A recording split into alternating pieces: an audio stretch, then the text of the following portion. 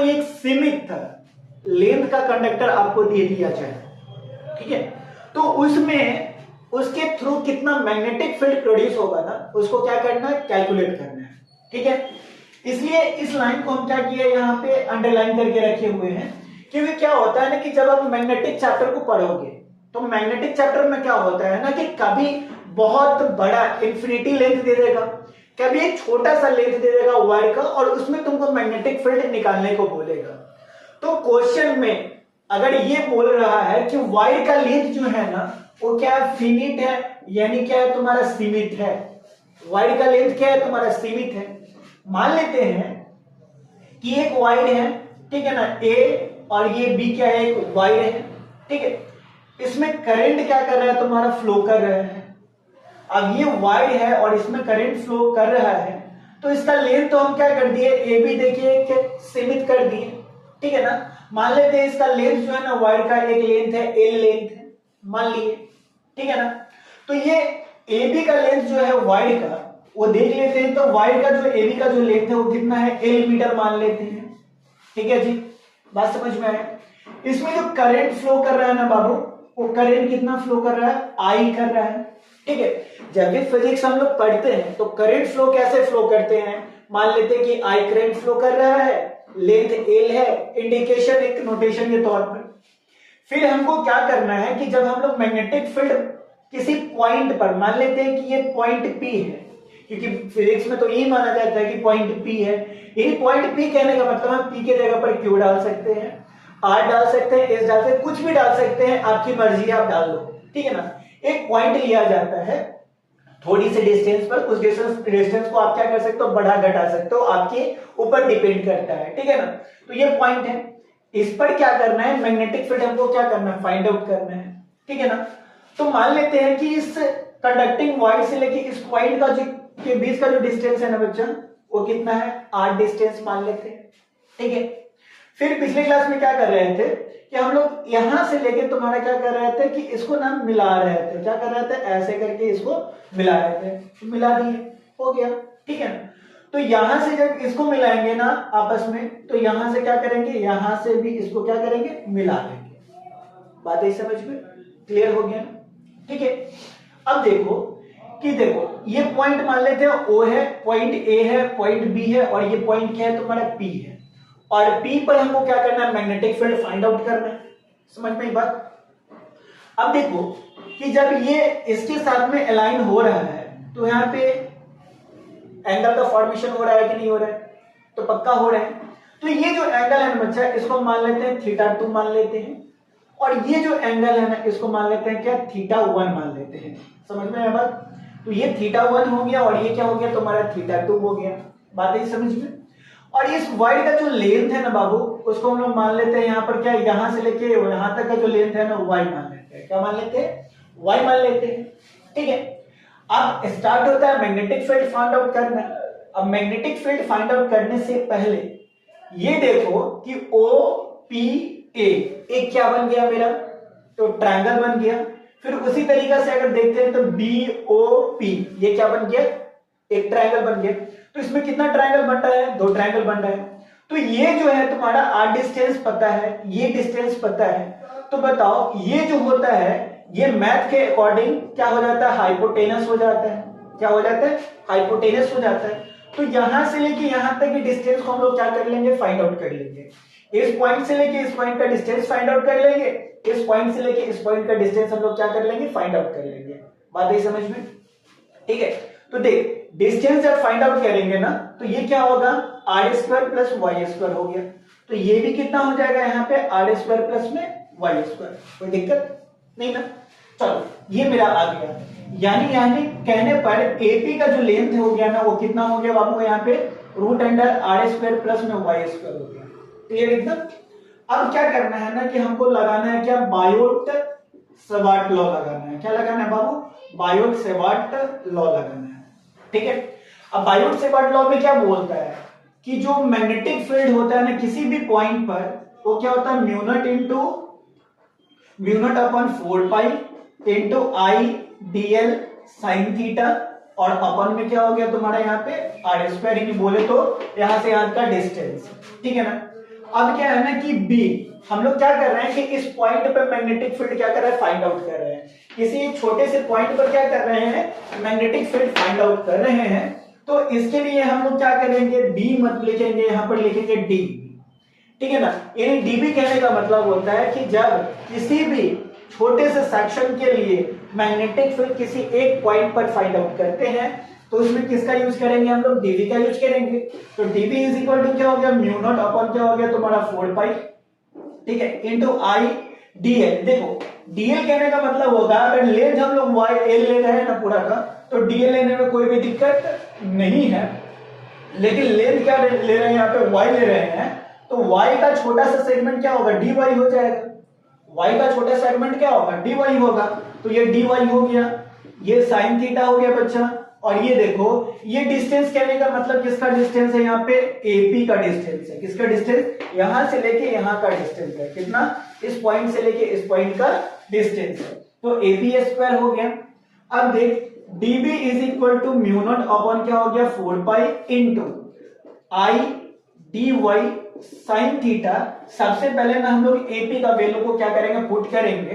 तो एपी का जो वैल्यूज है ना वो कितना है, r square plus Y square, और इसका क्या हो गया, स्क्वायर हो गया। तो इसको आगे ले चलते तो क्या हो जाएगा, mu naught upon 4 pi into i d y sine theta, और अपॉन में क्या हो गया बच्चा, यहाँ पे आर स्क्वायर प्लस में वाई स्क्वायर हो गया। ये इक्वेशन नंबर मेरा क्या हो गया, फर्स्ट हो गया। बता इतना समझ में आया क्या, हाँ या ना बता दे, ठीक है।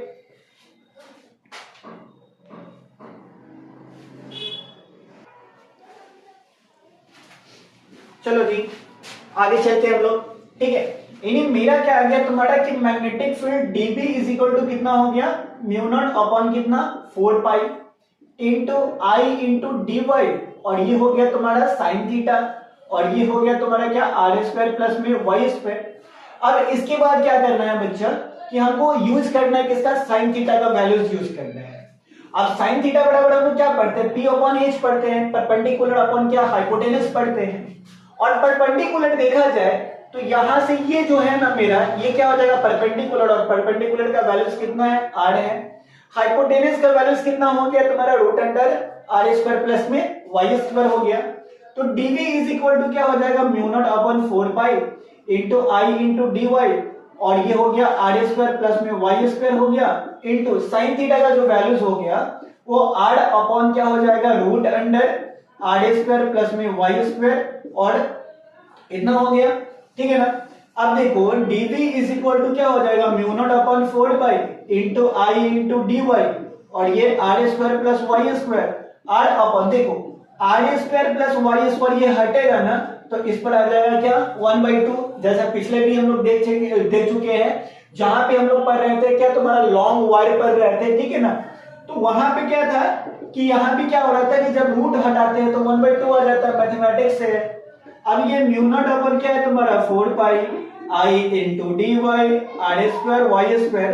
अब देख कि हम लोग क्या करते हैं, एक्सपोनेंट में पढ़ते हैं कि पावर अगर सेम हो, ठीक है ना, बेस अगर सेम हो तो पावर क्या होता है, ज्वाइंट हो जाता है, जुड़ जाता है।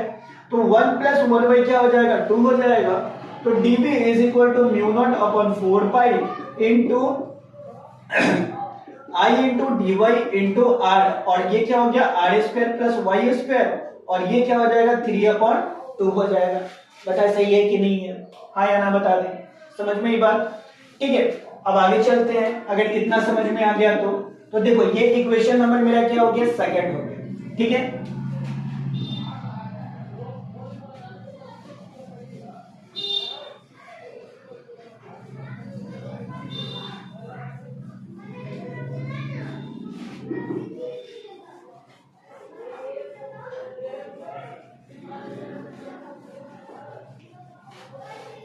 चलो जी, इसके बाद हम लोग क्या करेंगे ना कि यहाँ पे dy का वैल्यूज पुट करेंगे। क्या करेंगे, dy का वैल्यूज पुट करेंगे। अब देख dy क्या किए थे कि पिछले वाले में हम लोग क्या कर रहे थे कि dy इज इक्वल टू यानी r इज इक्वल टू लिख रहे थे r tan थीटा लिख रहे थे, ठीक है ना। लेकिन यहाँ पे जो y का जो वैल्यूज लेंगे ना बच्चा, वो क्या करेंगे r cot थीटा लेंगे। क्या लेना है हम लोग को? Cot theta. याद रखना कि जब फिनिट लेंथ हो, यानी जब किसी भी कंडक्टिंग वायर का लेंथ अगर सीमित हो, लिमिट हो ना, तो उसमें हम लोग क्या यूज करेंगे? कॉट थीटा यूज करेंगे। अगर लेंथ क्या है तुम्हारा, बहुत ही ज्यादा है, लॉन्ग है, तो उसमें टेन थीटा का यूज करेंगे। बात है समझ में? ठीक है ना? तो यहाँ पे हो गया। तो dy हम लोग क्या लिख सकते हैं? r cot theta. अब देखो dy कहने का मतलब हम लोग क्या करना है? इंटीग्रेट करना है। तो जब cot थीटा का जो इंटीग्रेशन होता है ना बच्चों, ठीक है ना, इन cot थीटा का जब हम लोग इंटीग्रेट करते हैं ना, तो ये आता है क्या? cosec थीटा आता है, cosec स्क्वायर थीटा आता है। क्या आता है? cosec स्क्वायर थीटा हो गया। तो देखो y बराबर क्या हो गया? r cot थीटा हो गया। और इसको जब हम लोग इंटीग्रेट करेंगे ना, तो minus r cosec square theta into d theta हो गया तुम्हारा। अब ये वाला जो वैल्यूज आया ना, यानी इक्वेशन थर्ड का जो वैल्यूज है ना, वही इक्वेशन सेकंड में हम लोग क्या कर देंगे? डाल देंगे। यानी देखो y हम लोग क्या लिए? y बराबर आर कॉट थीटा ले लिए, ठीक है ना, और इसको क्या कर दिए? इंटीग्रेट कर दिए। क्या कर दिए हम लोग यहाँ पे? इंटीग्रेट कर दिए। क्या कर दिए? इंटीग्रेट करना है इसके बाद। तो इंटीग्रेट किए तो minus r cosec square theta into d theta हो गया। बात है समझ में? परफेक्टली। अब क्या करना है ना कि इस इक्वेशन को इक्वेशन नंबर सेकंड में क्या कर देंगे? डाल देंगे। ठीक है ना? तो देखो dv इज इक्वल टू क्या है? म्यू नॉट बाई क्या तुम्हारा 4 पाई इंटू आई इंटू आर, और dy क्या हो गया तुम्हारा? यहां पर देख ले बाबू, तो ये minus r cosec square theta into क्या हो गया? डी थीटा हो गया, और अपॉन, थोड़ा सा सही से लिख लेते हैं, इंटू डी थीटा, और अपॉन में क्या हो गया तुम्हारा? यहां पर देखो ये आर स्क्वायर हो गया, प्लस y का वैल्यूज कितना है तुम्हारा? आर कॉट स्क्वायर थीटा है। तो यहां पर क्या करेंगे? आर स्क्वायर हो जाएगा, कॉट स्क्वायर थीटा हो जाएगा, और इसके पावर में 3 क्या हो गया? 2 हो जाएगा। ठीक है ना? बात ही समझ में? अब देखो यहाँ पे क्या होगा? अब देखो dv is equal to mu naught upon 4 pi into, ठीक है, आई, देखो आई इंटू आर, ये क्या हो गया तुम्हारे यहाँ पे? आर स्क्वायर हो गया, और into cosec square D theta हो गया, अपॉन में देखो कि आर स्क्वायर तो निकल जाएगा। ठीक है, जब निकलेगा तो इसके माथा पर क्या होगा? 2 इंटू 3, तो इससे ये खत्म हो गया, और बच जाएगा क्या तुम्हारा यहाँ पे? 1 प्लस कॉट स्क्वायर थीटा, और 1 प्लस कॉट स्क्वायर थीटा होता है क्या तुम्हारा? से कॉसेक स्क्वायर थीटा होता है, और कॉसेक स्क्वायर थीटा में अगर देखते हैं 3/2 आ जाएगा तुम्हारे यहाँ पे, तो ये स्क्वायर से ये स्क्वायर क्या हो जाएगा? खत्म हो जाएगा। तो बच क्या जाएगा तुम्हारा? म्यू नॉट बाई क्या तुम्हारा? 4 पाई माइनस आर स्क्वायर और कॉसेक स्क्वायर डी थीटा हो गया, और अपॉन में क्या हो गया बाबू? यहाँ पे देख ले कि देखो आर क्यू हो गया इंटू ये क्या हो जाएगा तुम्हारा? कॉसेक क्यू थीटा हो गया। अब देखो ये तुम्हारा क्यू से तुम्हारा ये टोटल के टोटल स्क्वायर खत्म हो जाएगा। ठीक है ना? अब ये देखो ये क्यू है, ये स्क्वायर है, स्क्वायर से क्यू खत्म हो गया, तो हो गया क्या तुम्हारा? म्यू नॉट बाई क्या तुम्हारा? 4 पाई इंटू माइनस, देख माइनस क्या हो गया? आई अपॉन तुम्हारा क्या? आर। ठीक है ना? और देखो 1 अपॉन कॉसेक थीटा जो होता है ना, ठीक है, यहाँ पे 1 अपॉन कॉसेक थीटा क्या होता है? साइन थीटा होता है। 1 अपॉन कॉसेक थीटा क्या हो जाएगा? Sine theta. तो ये आ गया साइन थीटा इंटू क्या हो गया तुम्हारा? डी थीटा हो गया। Sine theta into d theta, यानी 1 अपॉन कॉसेक, यहाँ पे कॉस बच गया था, 1 अपॉन कॉसेक बच गया था, और कॉसेक को उल्टा करेंगे तो क्या बच जाएगा तुम्हारे यहाँ पर? साइन थीटा बच जाएगा। ठीक है ना? अब जब साइन थीटा बच गया, और साइन थीटा को जब हम लोग इंटीग्रेट करेंगे ना, क्या करेंगे हम लोग? इंटीग्रेट करेंगे। यानी देख लेते हैं यहां तक, ये इक्वेशन नंबर मेरा क्या हो गया? 4 हो गया। अब इस इक्वेशन को क्या करना है? इंटीग्रेट करना है हम लोग को। फिर यहाँ पे लिमिट डालेंगे, और लिमिट डाल के हम लोग क्या करेंगे? इंटीग्रेट करेंगे। जैसा ही लिमिट डाल के इंटीग्रेट करेंगे तो हम लोग का वैल्यूज क्या होगा? थीटा का आ जाएगा। बात है समझ में? ठीक है, चलो इंटीग्रेट करते हैं।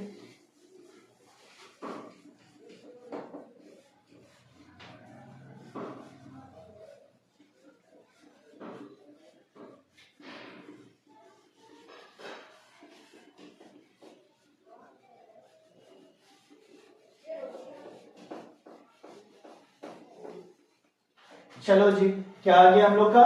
dv is equal to mu naught by क्या तुम्हारा? 4 पाई इंटू माइनस, अब देखो साइन थीटा को करते हैं ना, इंटीग्रेट करते हैं तो माइनस कॉस थीटा आता है। क्या आएगा तुम्हारा? Minus cos theta.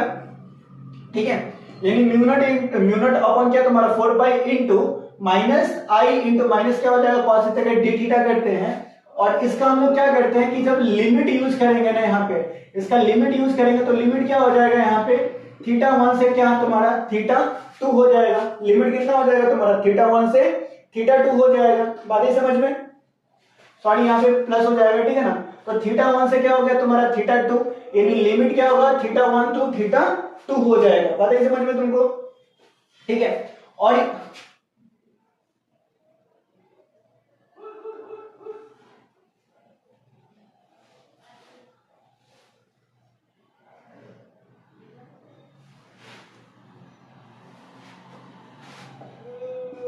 सॉरी यहाँ पर देखो थीटा 1 से क्या आ जाएगा तुम्हारे यहाँ पे लिमिट जो हम लोग यूज करेंगे ना वो क्या करेंगे थीटा 1 से -2 थीटा, क्योंकि देखो थीटा 1 जो है तुम्हारा ऊपर में प्लस में है लेकिन नीचे वाले क्वाड्रेंट में देखेंगे तो थीटा 2 क्या है तुम्हारा निगेटिव में दिख रहा है तुम्हारा।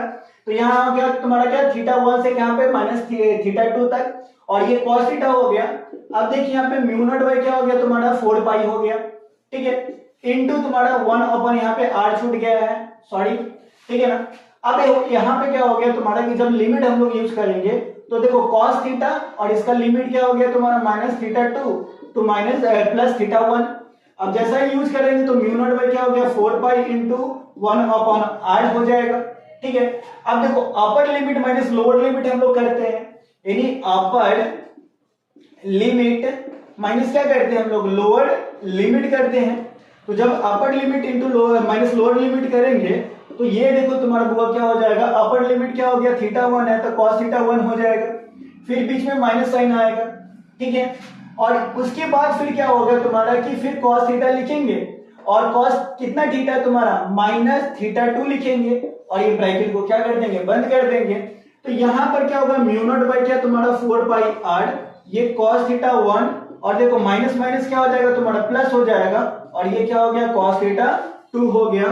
तो ये मेरा क्या हो गया मैग्नेटिक फील्ड हो गया किसमें तुम्हारा कोई भी फिनिट लेंथ का वायर हो जिसमें करंट फ्लो कर रहा हो और उससे किसी भी पॉइंट पर अगर मैग्नेटिक फील्ड हम लोग फाइंड आउट करना चाहते हैं तो उसमें मैग्नेटिक फील्ड कितना होगा B is equal to mu naught upon 4 pi into cos theta 1 plus cos theta 2 होगा। समझ में ये बात, यानी magnetic field is equal to mu naught upon 4 pi r into cos theta 1 plus cos theta 2 होगा। और ये हम लोग क्या करेंगे यूज करेंगे, ठीक है।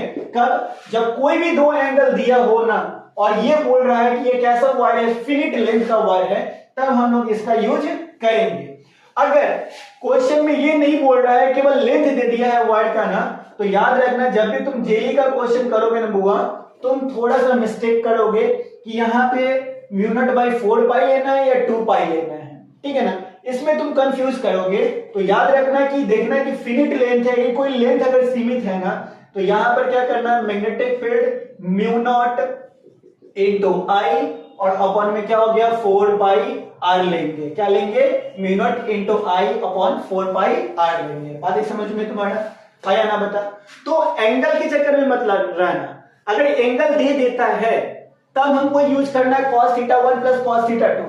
अगर एंगल नहीं देता है ना तो मैग्नेटिक फील्ड के लिए हमको यूज क्या करना है तुम्हारा B is equal to mu naught into i by 4 pi r use करना है। हाँ या ना बता, समझ में आया क्या, ठीक है ना। और इसको इस एप्लीकेशन को याद करके रखना, तुम्हारा जब बोर्ड का एग्जाम होगा ना तो बोर्ड के एग्जाम में भी ये बहुत बारी रिपीट क्वेश्चन किया गया है और जेई मेंस के लिए और नीट के लिए हुआ ये तुमको याद रहना ही चाहिए कि जब कभी भी मैग्नेटिक फील्ड फिनिट लेंथ में फाइंड आउट करना होता है तो हम किस फार्मूलाज का यूज कर सकते हैं। तो B इज इक्वल टू क्या mu naught into i by 4 pi r, clear ना, ठीक है। फिर इसमें क्वेश्चन हम लोग देखते हैं आगे।